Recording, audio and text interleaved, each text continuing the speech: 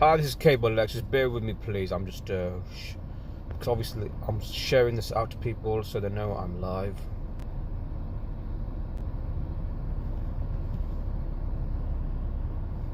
So this is what I like to do: share out my live stream to where I can share it. Now share it on here.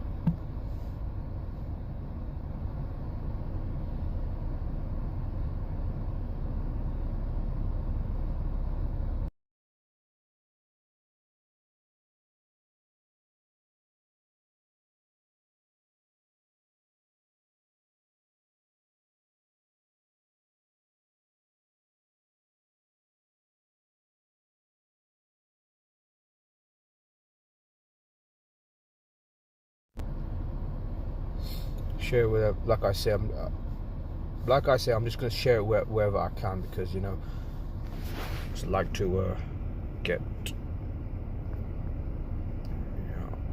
seen I'm live, because people know I got a channel, but they're not seeing me be live. So okay, enough of that. Hi, it's Cable X. Today is the 23rd of January 2024.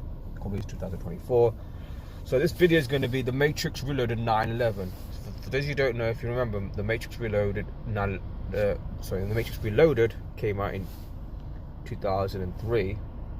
It was a sequel to the first Matrix, which people remember is undoubtedly one of the greatest films of all time and a classic movie. Came out a sequel which was not as good, but this is a very relevant movie. This is The Matrix Reloaded. It's starring Keanu Reeves and Carrie-Anne Moss, Hugo Weaving and Gloria Foster, and Jada Pinkett Smith. Now, what I've discovered, that there's always a synchronicity between when these films are released and when events happen before that release. So I came across some interesting connections here. Whether it means anything significant is another question, but I thought I should highlight this anyway, because the numbers don't lie. This film came out May 15th, 2023.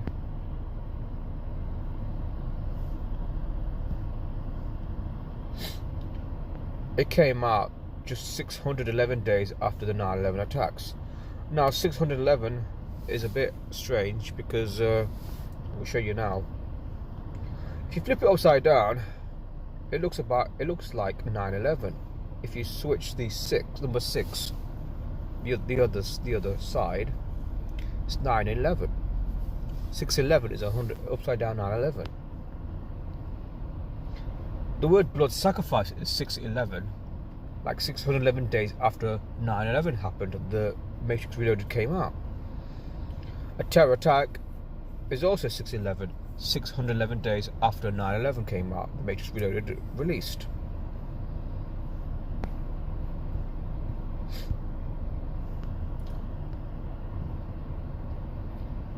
Kind of strange coincidence, is it not?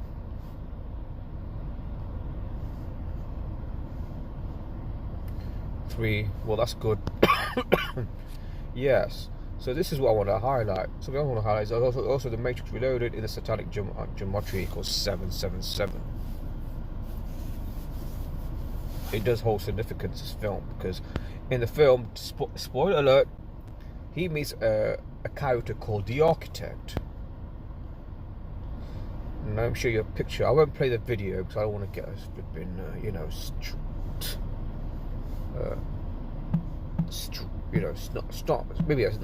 maybe a strike or something, or copyright and all that shit, So I'm gonna just type in, because he's a guy. There he is. He's known as he's the creator of the Matrix. All who give life to all beings in the Matrix, including agents and the machines. But he's not the main guy. He's just the figurehead.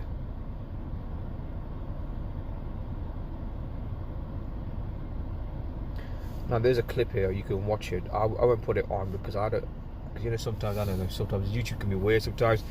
Basically, in this scene, he explains to Neo that the Matrix, alright, I might play a bit of it, just to, okay, no, I'll go on YouTube, try to find it, go directly, in case I get any problems.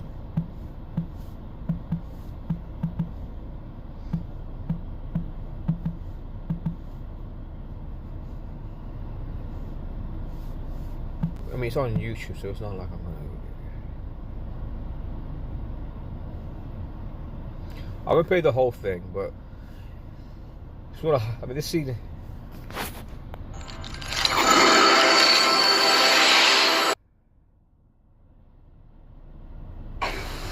I am the architect.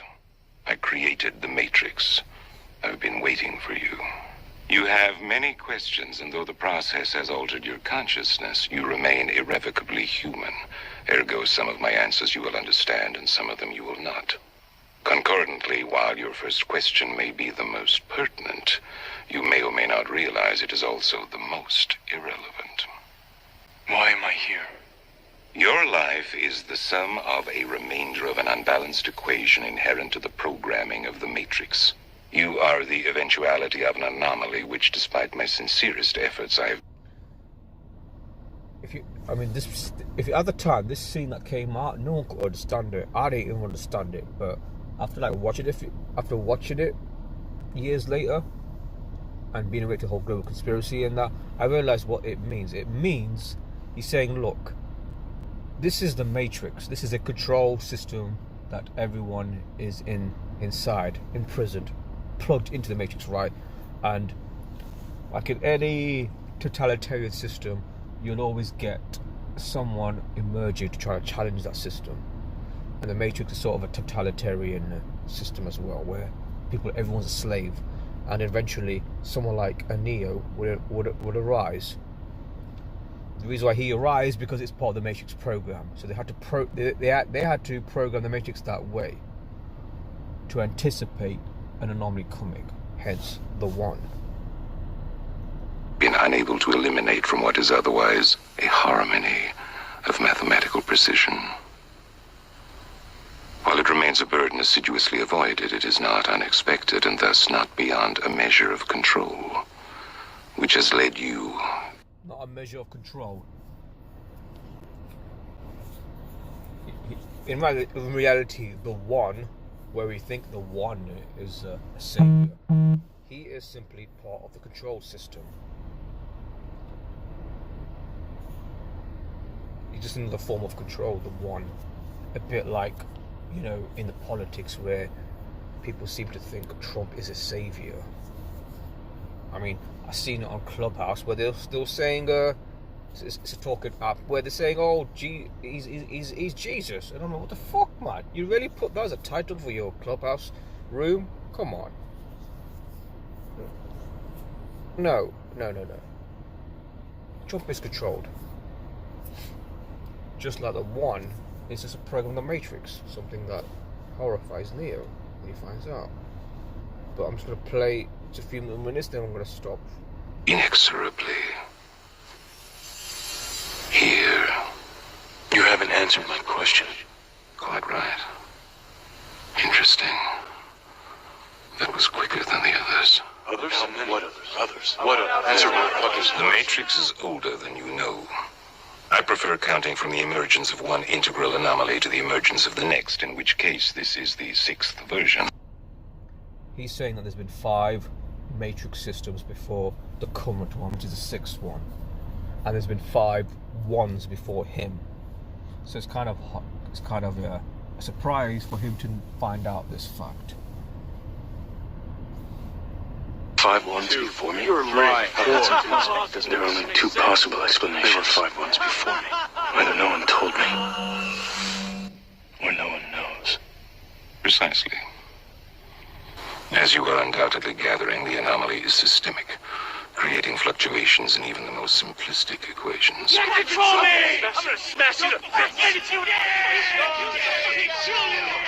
can't make me do anything like prick! Choice. The problem is choice. The first Matrix I designed was quite naturally perfect. It was a work of art, flawless, sublime, a triumph equaled only by its monumental failure.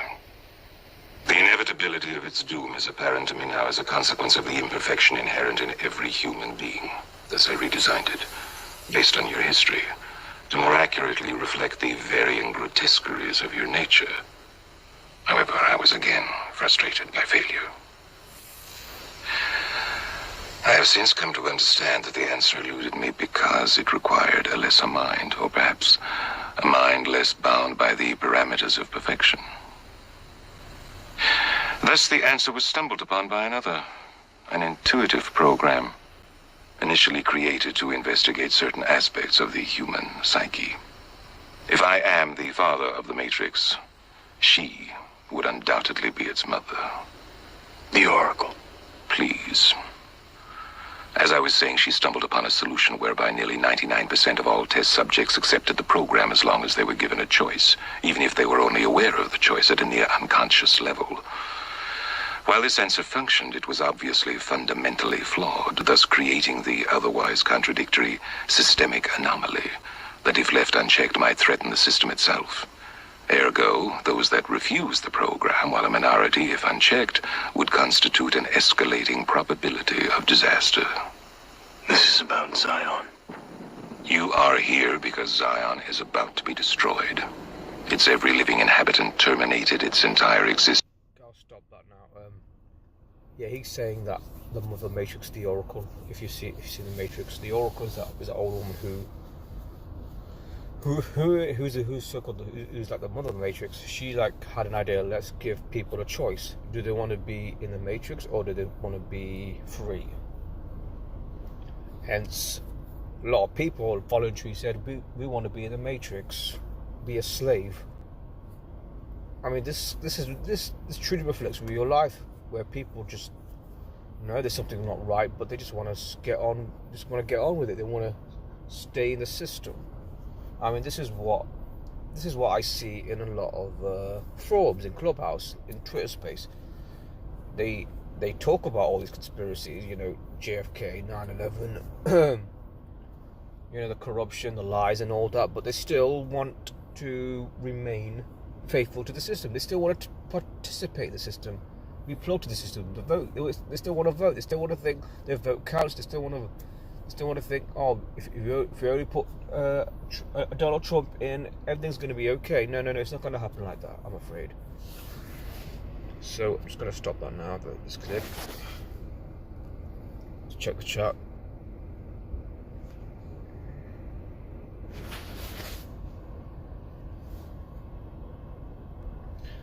Oh, hi, Coffee Girl. Yeah, it's been a while since I did a live stream. It's nice to see you.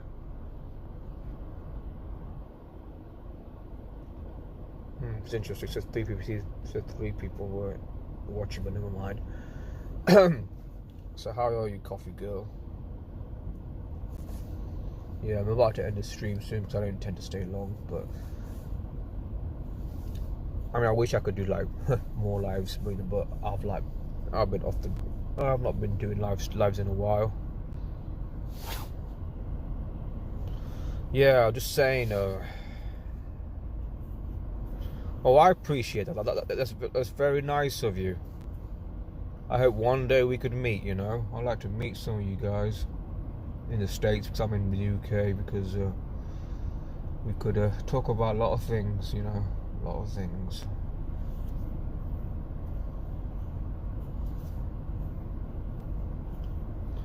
Yeah, I mean, there's other live streams I used to watch. I used to be in the early years, but I don't get the time to be on them. Like, I used to be on Gematria Effect News, that one, but I don't turn up. I don't really follow him anymore much because I just don't. I ain't bothered, but I just do my thing, you know. Yeah, so yeah, I mean, you probably know Coffee Girl. It's 2024. It's election year, and I mean, I mentioned it about Trump, for example. So I'm just gonna show something. This is from Dr. Savage. He's always saying that he doesn't mind his material, source material being used. So I'm just gonna find where did I put it in the screenshots? Where did I put it?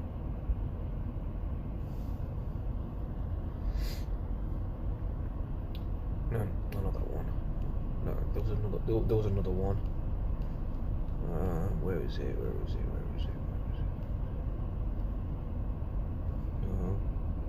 where is it?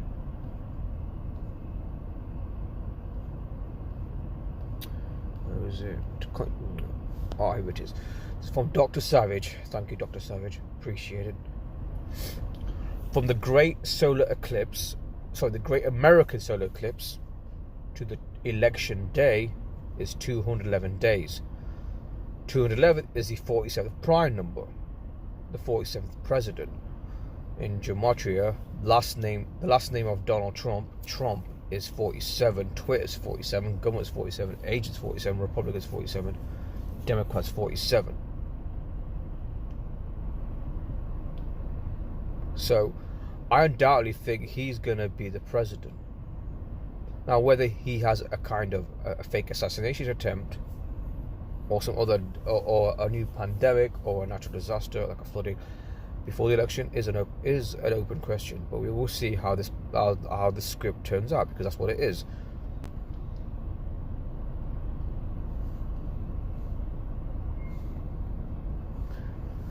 Excuse me. Yeah.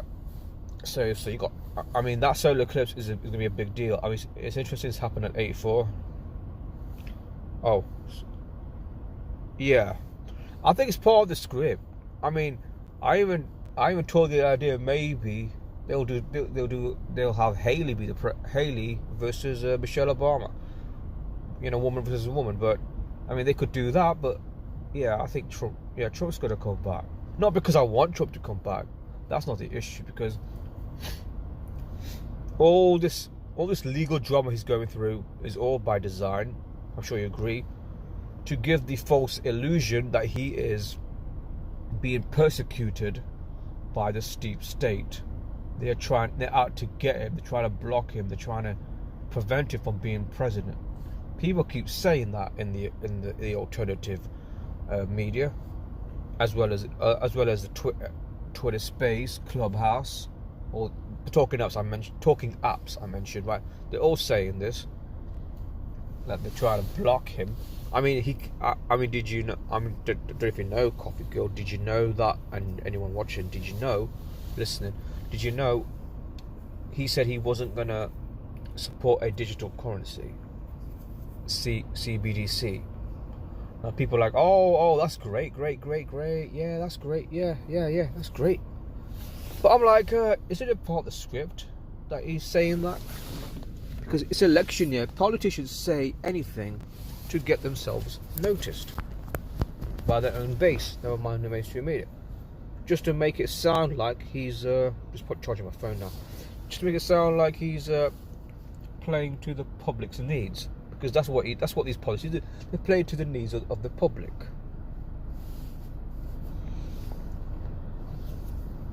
So yeah, it's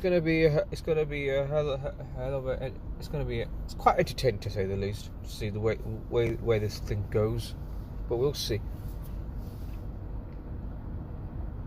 Okay, just gonna. Alright, I think I'll end this now briefly, because I think I'm restricted with time. So thanks for joining me, everybody. Thanks for joining me, Coffee Girl. It has been nice to see you all. Hope you have a good night. Thank you.